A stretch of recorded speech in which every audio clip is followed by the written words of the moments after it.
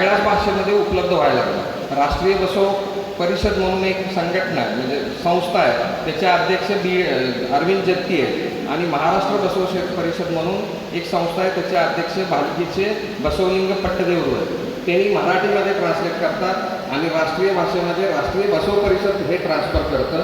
तर आता सध्या तुम्हाला इंग्लिश, हिंदी, मराठी, कन्नडा तर आहे, गुजराती, तमिळ, तेलुगू ह्या विविध भाषेमध्ये बसवांचं वचन त्यामध्ये वाचायला मिळतं. त्यामुळे त्याचं जी लायब्ररी आहे ती मोठी पाहिजे.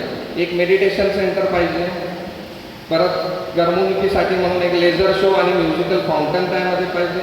मल्टीपर्पज हॉल ह्याच्यासाठी की त्यांचे शरण मेळावे होते. शरण मेळाव्याची कॅपॅसिटी कमीत कमी 25,000 आणि जास्तीत जास्त 1,00,000 असते. तर त्या लोकांची राहण्याची आणि जेवणाची दासो जे म्हणतो आपण त्याची सोय तिथं झाली पाहिजे. त्याच्याबरोबर ऑडिटोरियम किंवा ॲम्पिथिएटर तिथं पाहिजे.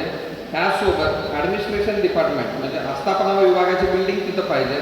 हेल्थ केअर फॅसिलिटी एक 25 किंवा 50 बेडचं तिथं हॉस्पिटल असलं पाहिजे. फायर ब्रिगेड स्टेशन पाहिजे, पार्किंग एरिया पाहिजे, बस स्टॉप पाहिजे, इलेक्ट्रिकल सबस्टेशन, पोलीस स्टेशन्स आणि ह्या सगळ्या लोकांचं स्टाफ क्वार्टर्स पण तिथंच पाहिजे. आता आपण डिझाईन करताना तुम्ही पण इंजिनियर आहात आमदार साहेब, त्यामध्ये सोलार एनर्जी आणि विंड एनर्जी असं मिळून एक ग्रीन प्रोजेक्ट हा झाला पाहिजे. रेन वॉटर हार्वेस्टिंग त्यामध्ये पाहिजे. हा भारतातील ग्रीन स्मारक म्हणजे ग्रीन फील्ड स्मारक म्हणून भारतातला हा व्हावा असा आपला गौरव तिथं भारतामध्ये व्हायला पाहिजे. मला एक चांगलं आठवतं आमदार साहेब, आपण जेव्हा आमदार झाला पोटनिवडणुकीनंतर जेव्हा तुम्ही आमदारकीची शपथ घेतली तर पहिला कुठला तारांकित प्रश्न तुम्ही आमदारकीच्या काळामधला जर तुम्ही कुठला केला असेल तर बसवेश्वर स्मारकाबद्दल केला. ह्याच्याबद्दल आम्हाला सार्थ आम्ही मंगळवेढेकर म्हणून सार्थ अभिमान. आपण आंतरराष्ट्रीय स्मारक म्हणतो त्याप्रमाणे त्याची भव्यता आणि दिव्यता असलीच पाहिजे. त्याच्यासोबतच तुमचे एक ड्रीम प्रोजेक्ट जो आहे तुम्ही आमदार व्हायच्या अगोदर मला आठवतं संतसृष्टीभूमी विकास समिती तुम्ही जी काढली होती त्याचंही तुम्ही तिथं घेतलं पाहिजे. कारण येणारा पर्यटक जर बाकीच्या संतांचे चोखामेळा असतील किंवा कानोपात्रा असतील सगळ्या संतांचं जर आपण डेव्हलपमेंट केली तर त्यामध्ये त्याचं एक 2-3 दिवस तरी इथं जावं आणि प्रत्येक पर्यटकाला 2-3 हजार रुपये 5-10 हजार रुपये जरी खर्चून गेले तर आपल्या मंगळवेढ्याकरता सामान्य मंगळवेढ्याकरचं आर्थिक स्तर हे वाढणार.